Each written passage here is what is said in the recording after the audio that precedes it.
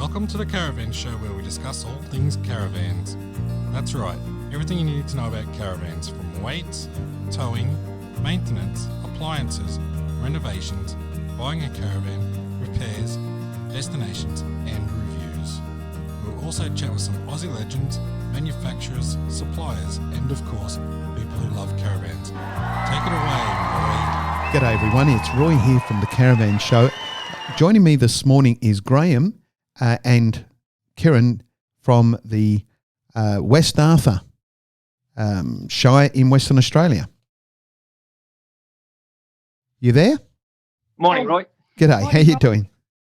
So, as I understand it, Kerryn, you're the manager for projects in the tourism side of it, and Graeme, you're a councillor there, but you also are the Lakeside camping owner. Is that correct?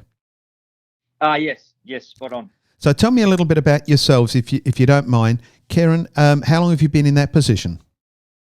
I've worked in this position on and off for 10 to 15 years. I actually grew up in West Arthur and went away and worked in Perth, and then the draw of this area has brought me back here, and so after having years away, I've come back to my hometown and now work for the council in tourism. So you should know all about what's happening in the tourism side of West Arthur. Yes. All right, well, we'll come back and we'll ask you a few questions about that shortly, if you don't mind. Graeme, you're a councillor there. How long have you been on the council? This is my first term, actually, so it's very exciting for me to recently come back to the community and and be a part of the council and have some really exciting projects and it's a really exciting time for the Shire and myself. So yeah. So are you a local? Have you been there long? Yes, I was born here and schooled here, and then went away for a few years and forged a bit of a career away from the community, and then just recently came back with my family. So back to the family farm and our caravan park. So just back in the last sort of 3 to 4 years. Good stuff. Roy, the area has a big draw of people who come back here. It's there's a lot of us that go away and work away, and then we come back here because it's such a nice area. So we talk about the area, but where exactly is West Arthur? So West Arthur is south of Perth. It is a very, very unknown area. It's if you imagine Perth, we're 2.5 hours south, and we're about an hour and a half inland from Bunbury. We're about 2 hours north of Albany. So we're not very far from anywhere, but you can feel like you're a long way from everywhere, which is fantastic. We had a chat with Albany the other day, actually, which was rather good, and excited about just how much there is. One of the things we're saying to our listeners is, you don't need to go overseas to find all these magnificent things. In fact, there's a lot on our doorstep, and in a lot of cases, these places aren't that far out of the cities. And as you just said, what was it, 2.5 hours out of Perth? Yeah, only 2.5 hours out of Perth. Darkin itself is only 2 hours out of Perth. But it's at the northern part of the Shire, and that's our main administrative centre. But some of the attractions are further south than that, so we're about 2.5 hours, which is, it's a very easy day trip, actually. Yeah, and this is the point that we're trying to make to our listeners. You can do day trips at the moment with the COVID-19 going on. A lot of us are still restricted in our states, and I know Western Australia's been very hard and fast on keeping their borders closed. And quite frankly, for what it's worth, I agree with them. I think it's a good move, protecting your people that way. But it means that those that are in Western Australia right now should actually be looking around and saying, well, what is there internally? We don't need to travel all over to the eastern states or the southern states. There's actually a lot to see in our own state. It's a massive state, and we know that people tend to jump in and think they need to travel so far, but they don't have to. You're around the corner. Absolutely. So and there's so much to see just around the corner. Yeah. So how well do you guys cater for the caravanners? Have you got caravan parks in your region? Yes. We have one in Darkin, which is right very close to town. You can actually walk into town from the caravan park, and I'll let Graeme talk about the Lakeside camping. Sorry, do you have free camping as well in that area? No, we don't have free camping, but the council policy has always been to keep everything low cost, so that people are encouraged to stay here with or without the free camping. Right. Okay. So sorry, Graeme, I interrupted you then. We do actually have another caravan park, and that's at Lakeside, which Graeme actually runs that caravan park. Right. Okay. So Graeme, you're the man. My apologies for cutting you short there. No, that's no worries at all. So yeah, we have a caravan park on the shores of Lake Kerryn, and specifically large sites, powered sites for easy access for caravanners and long stay vans and things like that. So it's a really easy access. It's a fantastic view over the lake, and just basic sort of caravan park amenities that make your stay quite enjoyable. So we do have a lot of travellers coming through and utilising those services. So how big is the park? How many caravans would you get in there? So our sites have been created around the family groups for water skiing and things like that. So they are quite large sites. The sites are 25 to 30 metres wide, so you can fit 2 to 3 caravans on there, so people can back in and open up their awnings and be right next to each other. So there's 14 powered sites along the lakefront, and then we do have overflow area behind the lake, more sort of rural camping, and also unpowered overflow sites as well. Yeah, this is one of the issues that in recent times caravans have gotten bigger and bigger, and our listeners are finding that there are times when they simply can't get in to the caravan park. So clearly that's not a problem over at Lakeside. No, not at all. You can, we've had the big fifth wheel semi-style caravans come through, and buses, and there's no worries about trying to squeeze into a little 5 or 10 metre site there. So it's almost farm style camping. They're huge. So tell me a little bit more about the lake. What can you do? Can you fish? Can you boat? Tell us about it. So the lake itself is very rural. It's around our farm. Any water sport activity there, from kayaking, canoeing, swimming, sailing, water skiing. There's a vast array of birds there, so we get a lot of bird watchers coming down and enjoying it. So that's a really great opportunity, morning and evenings, to get out and about. Walking around the lake itself and the surrounding swamp areas and things like that. So plenty of activities both winter and summer to keep you going, and obviously the photo opportunities that come along with that, and really being able to relax right in front of the water with a campfire. You sound like a highly motivated man, Graeme. So tell me, what are your plans for the future there? Well, I am motivated, but we really want to keep it a rural sort of feeling caravan park. It's we're not really looking to expand or anything like that. We're just looking to invest in the future in the way of maintaining services and infrastructure, and as well as putting a lot of time and effort into rejuvenation of the area with land care and things like that. So that's our really driving passion at the moment, around land care and getting the right people and keeping our services in really good condition. So we're not looking at expanding or changing really the feeling of the park. We're just continuing to make sure we have the right feeling and the right people come through. So sorry, is there fishing in the lake, or did I miss that? Oh no, sorry, there's no fish in the lake, unfortunately. It's something that I'd love to see in the future. So it'd be another great pastime. But there is fishing quite close by in some of the areas around, but not specifically. So there is fishing in West Arthur, but not in your specific lake at this moment in time. That's correct. Yeah. Okay. So I'm a caravanner. I'm at your park, and I want to get things like groceries and so forth, or more importantly, a gas. Gas seems to be an issue, being able to get gas supply for some of these places. Oh, gas supply is easy here. We've got a number of small towns around our shire, and one which is not very far from the lake is Duranillan. And Duranillan has got a small store there which has gas, dry goods, hardware type store. Darkin itself has got a proper supermarket where you can get fruit and veg and milk. We don't have any large Coles or Woolworths here. The closest for those shops is Collie and Narrogin, but gas is very easy.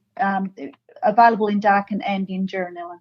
So it sounds very idyllic. We're not talking about a huge amount of people there. So you must have a relatively small population in your area. Yes, the Shire itself has only got 900 people in it. Wow. Darkin, the town, has got 200.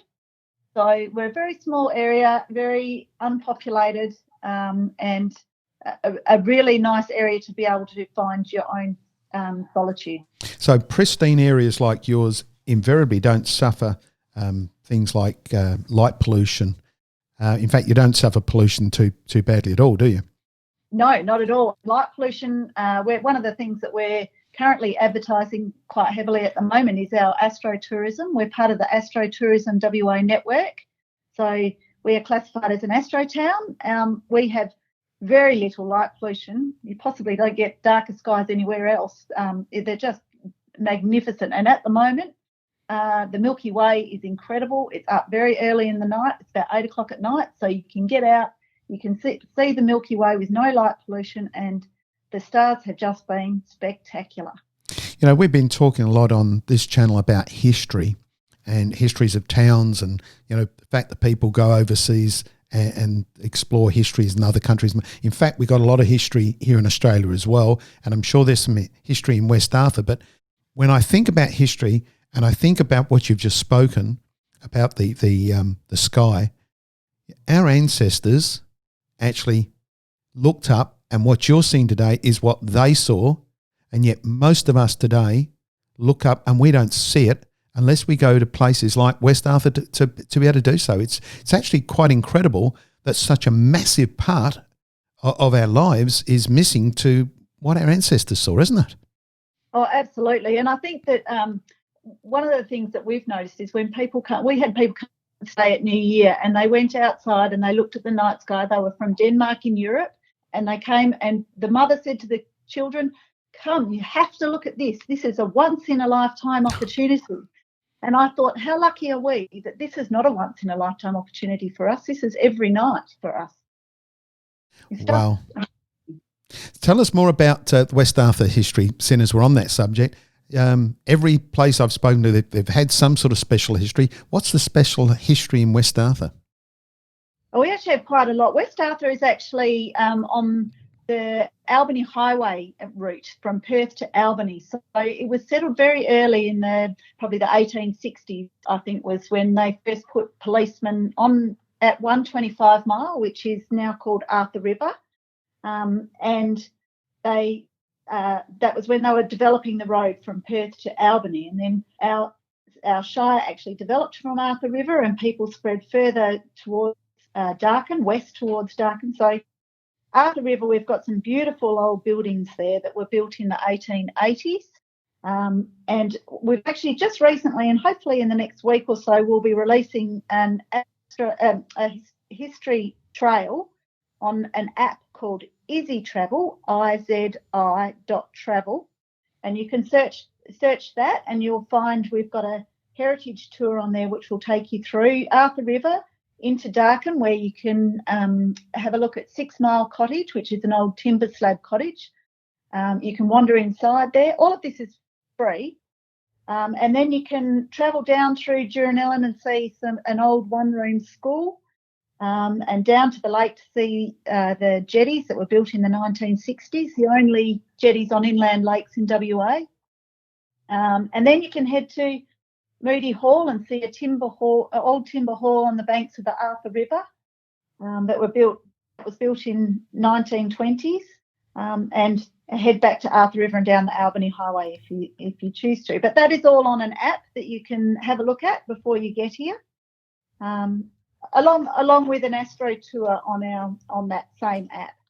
Yeah, funny that you mentioned Izzy, because we had izzydie on the podcast the other day. And I guess it's not being named after izzydie.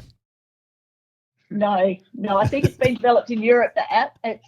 It's just a travel app that you can use anywhere, but we've just developed some of these trails and put them on there, and it means people can have a listen to it and plan their travels when they get before they get here. How important is tourism to your local infrastructure? Well, actually, tourism's a fairly new thing in the Shire. I mean, we've had the caravan park at the lake for many, many years, but the Astro Tourism is a fairly new venture. We've only just ventured into that in the last couple of years, and bringing people into our region has. We've always been a pretty self-sufficient region. We've been agriculture-based, but farms are getting bigger, so our population is constantly under pressure. It's constantly getting smaller. So we're looking to bring people into the region and show off what we believe is one of the best places in WA. Beautiful. So one of the questions I love to ask, because I love putting people on the spot. So this is either you or Graeme. Well, actually, probably both of you. You know, we can find out information about some of the things you've talked about via the internet, Google in particular, which seems to be a popular way of discovering information today.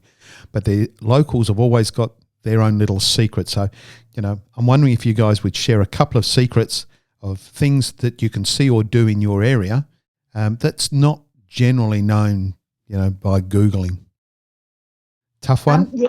Yeah, so I can. One of the things I would say is you have a coffee in one of the coffee shops in town and have a chat to some of the locals there. We have one particular coffee shop in town where if you sit and have a chat, you'll find out all sorts of bits and pieces, and they'll be able to direct you to different places. If people are interested in Astro Tourism, if someone wanted to get in contact with me, I might be able to show them one or two secret spots that are not on the map. So what's this coffee shop? Sorry, I'm sitting here thinking which one is it, you know? Well, there's not too many coffee shops in Darkin, but it's called Rare Bits on Burrows, and it's a little bit of an eclectic coffee shop that it's a bookshop, it's a second-hand shop with bits and pieces, it's a coffee shop, and a couple of local people run that shop, and they'll be able to tell you all sorts of bits and pieces. Yeah, it's always good to get some local info off the locals. So, Graeme, come on, it's your turn. Well, I don't know about this, but I'll put it out there. I think the Arthur River, which flows into the Blackwood, it is an amazing river system that starts way out in the wheat belt there. And yeah, I quite often grab my young 5-year-old son and we walk along the banks of the Arthur River and find a little spot to camp on a private lake there. But you can access the river by canoe and from the Moody Hall there. And just canoe up an absolute pristine little river. It's nice and just wide enough to be to paddle up, and it's just fantastic. There's wildlife, and you come along around a corner, and you just don't know what's around there the next corner. So we sneak up and down that, and it's just fantastic. Morning and afternoons are just amazing, and you can have a look at the old bridges and some of the wildlife there. It's fantastic. So that'd be my pick for the area. Can you hire canoes?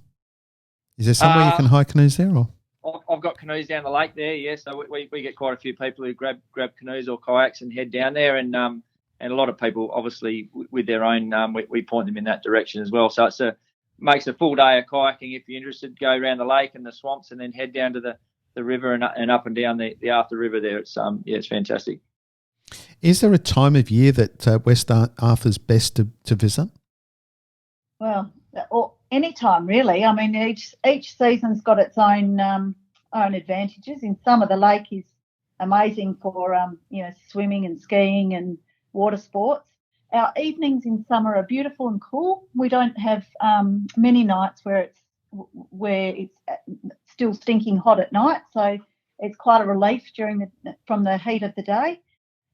Autumn to spring, the skies are amazing, and late winter brings all the wildflowers. We've got quite a lot of nature reserves, which we're hoping to develop a wildflower trail over the next few months. So, and your canola crops look spectacular in springtime with all their bright yellow flowers.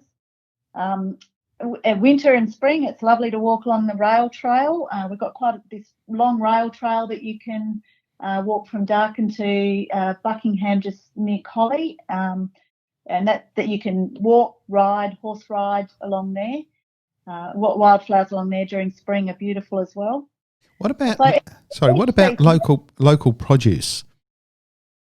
Yeah, local produce. We're largely a large broadacre farming area, which is sheep, canola, barley, oats and wheat is probably our mainstay. So we don't actually have a lot of your small, your foodie type produce. However, this sort of region leads itself towards the Great Southern, which does have a large foodie culture down there and a lot more intensive agriculture. So, you sort of be in this area, not so much specific produce like that. Okay. And markets? We have a small community market that happens I think it's the second Sunday of the month, starting at about 9:30. Anyone's welcome to have a stall. So you do often get some little bits and pieces there, produce there that people, who've got a veggie patch who may have excess produce will sell that there, and occasionally you get people making jams there, but not as specific businesses, just local people doing that. And that's anyone's welcome to come along. Anyone's welcome to have a stall. So Kerryn, sorry, Kerryn. Yes? What's the major advantage of being in such a small town? The advantage, everybody knows everyone, which can, a lot of people might say that's a disadvantage, but everybody's part of the community. And I think this COVID pandemic has really shown how a community can band together. There were businesses in town who were struggling, obviously, particularly the food businesses. And so the local community, I've never seen so many people buying takeaway pizza or takeaway curries from the cafes. And I've never eaten as much takeaway as I did during COVID, just to keep those businesses going. And that, I guess that's what I love about this town, is how people come together. And it's such a friendly community. When I say go and sit at the coffee shop, you'll sit at the coffee shop and the person at the next table will say, oh, by the way, have you been out and done this, or have you seen that, and this is happening, and so on and so forth. So it's a sort of town, it's an old-fashioned town, I guess, in that our kids, when you go down to the local sports club, you get out of your car and you say, well, we'll see you at the end of the night, kids, and they go off and you go off and everybody's safe. It's very safe. It's very friendly town. Yeah, safe, friendly and informative too, by the sounds of it. Welcoming. What other special qualities do you think surrounds that whole West Arthur? I mean, we've got a small community. It's unspoilt. It's pristine. It's up and coming. I'm assuming from this conversation we got low crime rates, but there is still a need and a desire to start inviting more and more tourists into your area. Yeah, exactly. And that's there's a large focus within the Shire and the council to have projects going forward, and it's reflected in our community engagement and also in the budget going forward as well. It really is a big shift change from that really the farming orientated thing of the Shire, which is sort of pushed through from the 1900s to now. It's really heading in the right direction. So there's a big focus on that, and the opportunities are far and wide. There's some fantastic ideas out there coming back from the community and people to what we need to do as a Shire and an area to continue to grow. Just the opportunities that we have in our own Shire are fantastic, and tapping in the best way to maximise that for people coming outside in and enjoying their stay and extending their stay and really taking 3 or 4 days to have a look at everything we have to offer. So that's happening going forward, and it's been really supported well from state government as well, and obviously with people like Kerryn on board driving things in the right direction. So it's exciting times for the Shire and the community, and really hope to link into some other fantastic areas close by like Albany and Ferguson Valley and places like that people go, well, we'll go back there on the way down to there. So and really draw people back to. And actually, that was going to be one of my questions. How long do people tend to stay when they come into your area? Which I guess you've answered there, that you are getting there for 3 or 4 days. So if they're travelling through from Perth, you can stop off in West Arthur. You can stay there for days on end. You can go to Albany from there and stay there for 3 or 4 days. And actually, when you're way back, you can stay in West Arthur for another 3 or 4 days before heading back to the Big Smoke.